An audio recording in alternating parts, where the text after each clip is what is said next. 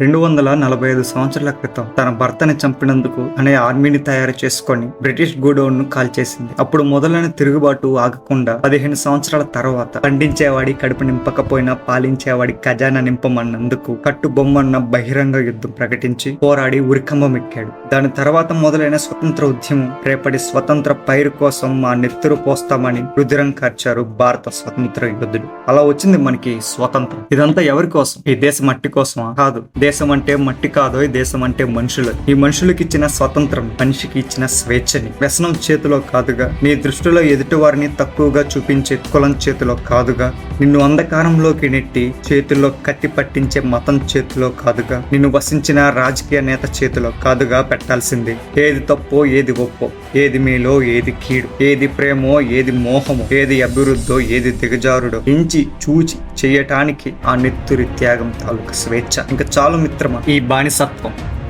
బద్దలు కొట్టి ముందు కదులుతాం కదా.